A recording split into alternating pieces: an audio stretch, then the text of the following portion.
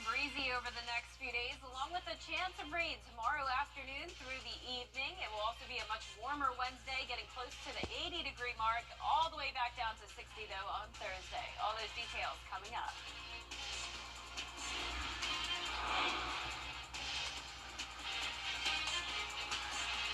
Now at 7, a look at consolidation in the cities of Grovetown and Harlem. We have reaction to the proposed plan. Also ahead, Augusta's district attorney rolls out a new program. We're breaking down its purpose and who it will benefit, as well as a possible solution for the Augusta Marina. What solutions city leaders have proposed as your News at 7 starts now. Live from Television Park, this is WJBF News Channel 6 at 7.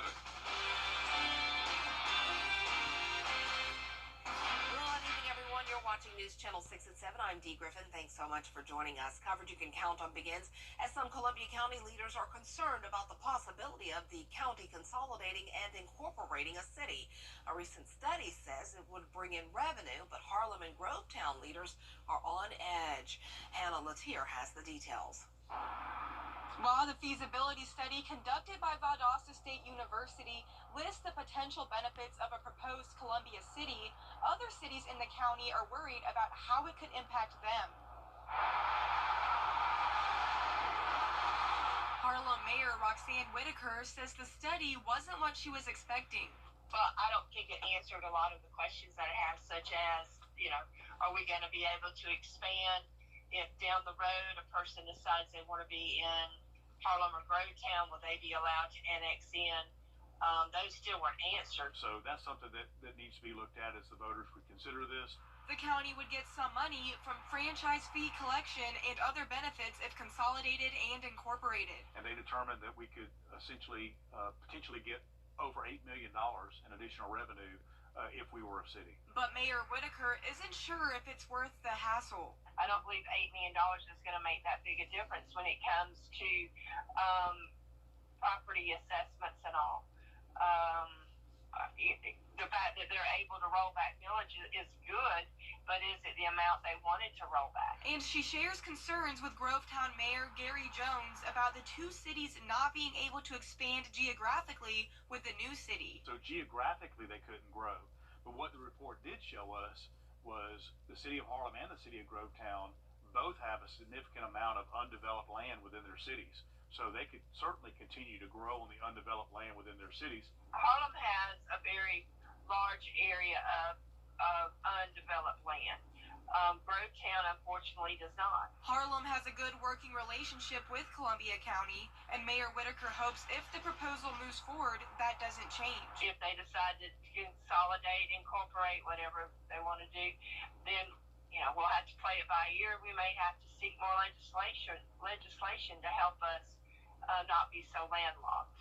As the proposal potentially moves its way through different levels of government before reaching the ballots next year, county leaders say there will be plenty of opportunities for people to voice their concerns and ask questions. In Evans, Hannah Latier, WJBF News Channel 6. Time now for a first look at our weather, and meteorologist Jenna Petracci joins us now. And Jenna, up and down, throw some rain in there, up and down, up and down. That's literally a little bit of everything this week when it comes to the weather. Rain, warm, cold. Then sprinkle in the pollen. And Smoky skies. That's why I sound like this. It's a very busy week. It's also windy. Those winds are definitely picking up the pace as we also see some green on radar now. Here's a look at Live Viper 6. Notice it's mostly Aiken County that's been hit with this light rain. Definitely nothing too significant, but we did pick up on a couple lightning strikes there in eastern Aiken County, but overall nothing significant.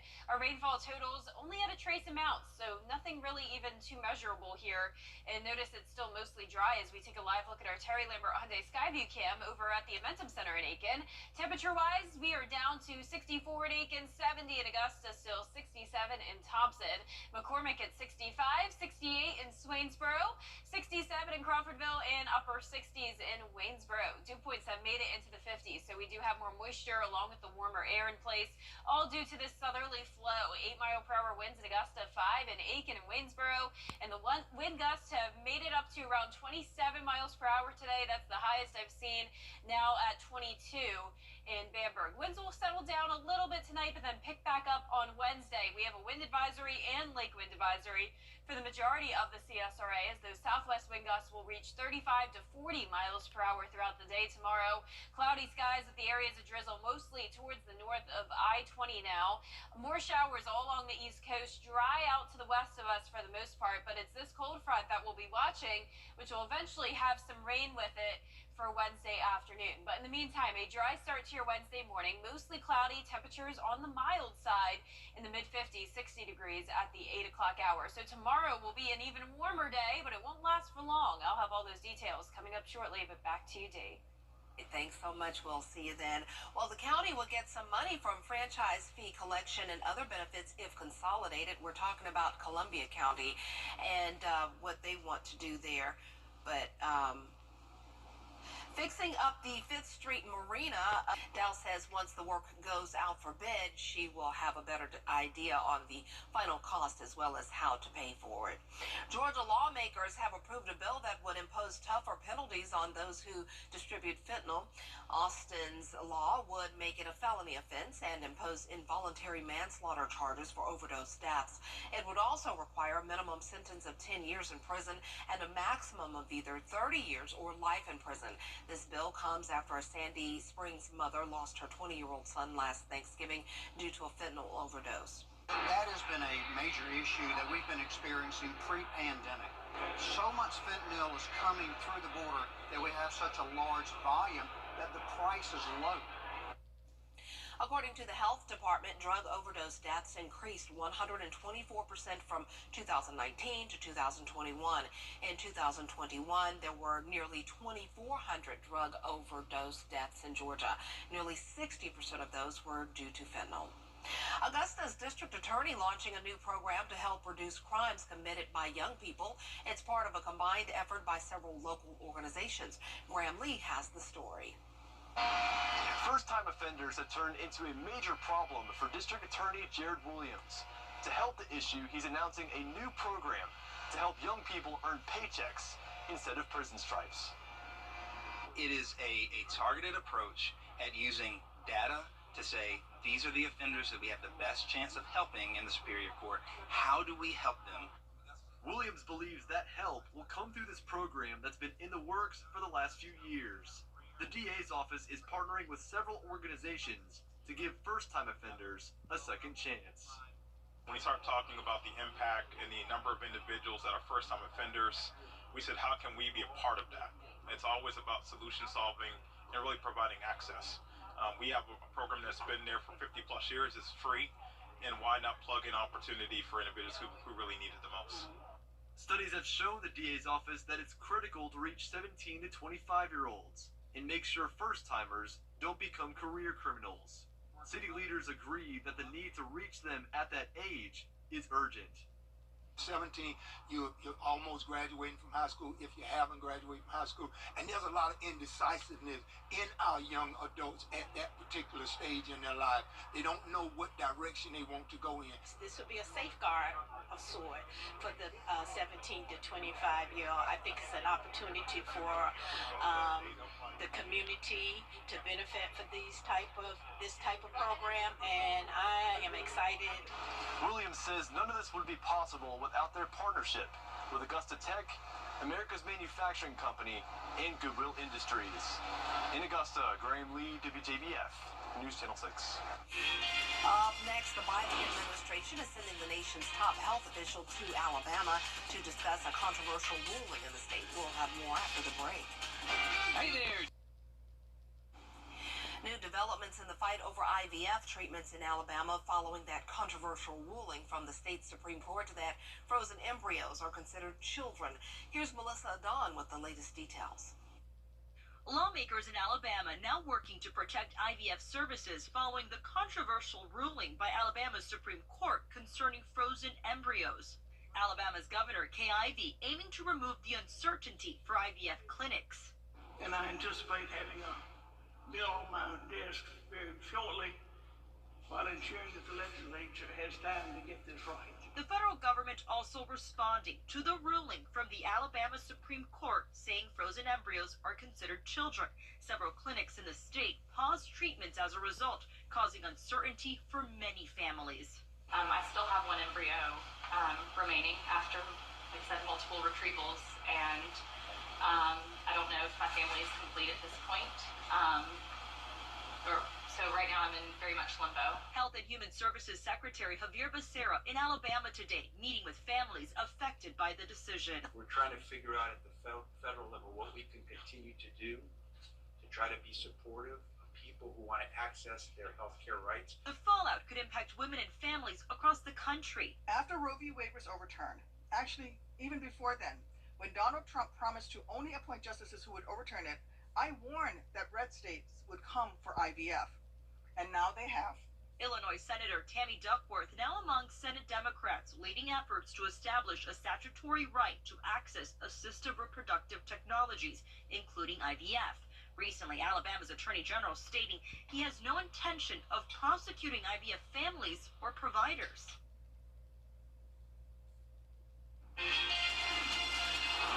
And we will stay mostly cloudy tomorrow with those wind gusts increasing. Also the rain moving in the afternoon and evening hours. First it'll be warm, making it to around 80 degrees. And then after that rain comes through, it'll be much cooler on Thursday. All those details when we return. It's bow time. Tax experts. On this week's episode of Your Hometown Road Trip, we're headed to Waynesboro. We're taking a look at some of the things that Waynesboro has to offer and finding out a little bit about its history. Your Hometown Road Trip, Wednesdays at 12:30 on News Channel 6. Now, your most accurate forecast with WJBF Live Viper 6. Good Tuesday evening. Still seeing some rain on Live Viper 6. Most of this just drizzle, very, very light rain. But Aiken County has been the hotspot for some of these heavier showers. Even some lightning strikes recorded near the Wagner area. But overall, nothing too significant here. It's still mostly dry outside. As we take a live look at our Terry Lambert Hyundai Skyview Cam at Augusta Regional Airport. A breezy night and pretty warm. We're still at 70 degrees under mostly cloudy skies. Dew points have made it into the 50s, so definitely an increase in moisture along with those warmer temperatures. Definitely warmer towards the south. 70 in Sandersville, Wrightsville, 70 as well in Sylvania, 71 in Louisville. A lot of us dipping down into the 60s now. 64 in Aiken with that rain. Edgefield, 66, also seeing the rain. 64 in Lincolnton. Winds coming in from the south for everyone. 5 miles per hour in Aiken, 8 in Augusta. The winds were gusty earlier, up to 30 miles per hour. They're settling down for now, but the winds will pick up the pace tomorrow with wind alerts going into effect. We have a lake wind advisory and a general advisory, both telling you the same thing. Those gusts up to around 40 miles per hour. Satellite radar showing the cloud cover for everyone. A little bit more rain streaming in from the west. So for the next couple of hours, we could still see a little bit of light rain, but we'll start out our Wednesday dry. It'll be around 4 o'clock Wednesday afternoon where we'll have another chance of rain, and that'll be due to this cold front that's now moving across Oklahoma, and it's bringing a big cool down with it. So notice we have a sharp gradient. You can tell exactly where the cold front is. Check this out. 44 in Kansas City, 74 in Oklahoma City. That is not a very far distance there, and there's a 30-degree difference in temperatures, and single digits up in Montana and North Dakota. For us, we are on the warm side of things. This is fake spring in full effect, but we'll be back to the winter-like conditions very quickly on Thursday. So 77 tomorrow, some of us making it into the 80s, 60 on Thursday, and then 50s on Friday. We'll quickly see those temperatures rebound into the 70s over the weekend. Tonight at 10 o'clock, notice still some areas of rain in our South Carolina counties. That exits out. Cold front moves through. This will be 5 o'clock Wednesday evening. Then this high pressure will take back over. So Thursday will be a dry day. Just some lingering cloud cover and breezy wind still. Then we'll have this trough, which will set up in the southern portion of the United States, now down by the Gulf of Mexico, and this will bring us another chance of rain on Friday. But here it is Wednesday afternoon, dry through 2 o'clock. Line comes through around 4 or 5 o'clock. Really losing its punch here, though. So some heavy rain, maybe some rumbles of thunder and lightning, but overall, not a big damper on your Wednesday evening. It's out of here by 9 o'clock. On Friday, more rain headed our way, though. As I mentioned, we'll have that system form in the Gulf of Mexico. Scattered light showers throughout the day, along with rainfall totals making it to only around 1/4 of an inch. So definitely nothing that will lead to flooding here. It's going to be a wedge setup on Friday. 50s to our north, 70s to the south, so big variety of temperatures there. So the temperatures are definitely the main focus this week. Tomorrow will be another warm day, 76 by 5 o'clock, and tonight definitely warmer than normal. 55 is our low. Highs tomorrow up to the upper 70s. Some of us making it to the big 80 tomorrow. 60 though on Thursday, mostly cloudy for your leap day. Overcast and rainy Friday and Saturday. Warming up on Sunday to 70 and more 70s and rain next week. Back to you, Dee. All right, thanks a lot. Well, coming up, high grocery bills around the country, how one fast food chain is testing a controversial new method to keep up with the cost. 9 of Be the biggest check possible. the WJBF Live Viper 6 Skyview Network is sponsored by Terry Lambert Hyundai. Low prices, big selection, and committed to quality customer service. Turning to the rising cost of groceries and restaurant menu prices, now there's new fallout in the supermarket business and the fast food industry. Andrea Fujii has the details. This morning, the high cost of food is taking a toll on consumers and businesses. And now a big change could be coming in the fast food industry. 2-day singles. How much would it cost? Wendy's will soon test a plan to fluctuate its menu prices based on the time of day, the location, and demand. It would be similar to the surge pricing used by ride-sharing companies like Uber, raising fares during bad weather or rush hour. Wendy's Baconator. In this case, that Baconator sandwich could cost $1 more during your lunch hour. Dynamic pricing or pricing algorithms allow companies to change prices throughout the day or perhaps even throughout an hour. Wendy's CEO says digital menu boards could use artificial intelligence to raise and lower prices in real time, allowing the company to be competitive and flexible with pricing. Customers are already voicing concerns, one claiming surge pricing is just price gouging by any other name. Meanwhile, in the grocery store where prices are up more than 25% since the pandemic, a merger between two of the largest supermarket chains has hit a roadblock. The Federal Trade Commission is suing to block the merger between Kroger and Albertsons. The companies say joining forces will help them better compete with Walmart, Amazon, Costco, and other big rivals. But the FTC claims a merger will eliminate competition and drive prices even higher. In the meantime, customers looking to save are increasingly turning to store label brands. Need cream cheese for your bagel? A 12-ounce tub of Kraft Philadelphia cream cheese in one store in Virginia costs $6.69. The store brand, $3.19. A 32-ounce bottle of Heinz ketchup is $6.29. The store brand alternative, just $1.69. Kellogg's CEO is facing backlash for his cost-saving tip. He suggested people feeling the strain should eat cereal for dinner. Think about the cost of cereal for a family versus what they might otherwise do. That's going to be much more affordable. At Tile Center, we offer the area's best selection of quality tile and stone products, exclusive designs, expert staff, and amazing customer service. Are you overwhelmed with all the details in your tile or stone project? Don't worry, our team has the expertise to assist homeowners, contractors, architects, and designers with any project. Come see why for yourself at any of our locations at Tile Center or online at tilecenter.com. Your tile and stone experts. I'm Attorney George. News Channel 6. The News Channel 6 mobile app is now even better. Download it today. In New York, a tiny rental listing is causing a big stir on social media. This apartment is only 115 square feet. There's a bathroom down the hallway, but the realtor doesn't say whether you have to share it. I saw it on social media, and it looks like your story at WJBF.com/cold case. Cold Case Project, only on News Channel 6. The News Channel 6 mobile app is now even better. Download it today. In New York, a tiny rental listing is causing a big stir on social media. This apartment is only 115 square feet. There's a bathroom down the hallway, but the realtor doesn't say whether you have to share it. I saw it on social media, and it looks like you do have to share it. The apartment is located somewhere in Midtown Manhattan and is $1,200 a month. pretty cheap for Manhattan, where the median rent was over $4,100 a month in January, but still, it's small and Yeah, I was gonna say if the bathroom isn't even in the room, you definitely have to share it. It's like a dorm almost. It is. I mean, even smaller than that. That makes my college dorm room look like a castle. Exactly. Yeah. Well, for our forecast this week, it's going to be up and down with the temperatures. 77 tomorrow, our last warm day, at least for now.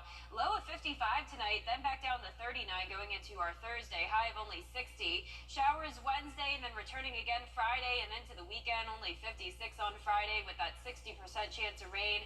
Back to 70 though quickly on Sunday, and then all through next week we will also see some chances of rain, staying pretty warm in those 70s. All right, well, that's our time for now. Thanks so much for joining us. Don't forget, we have Me TV coming up at 10 and then News Channel 6 at 11.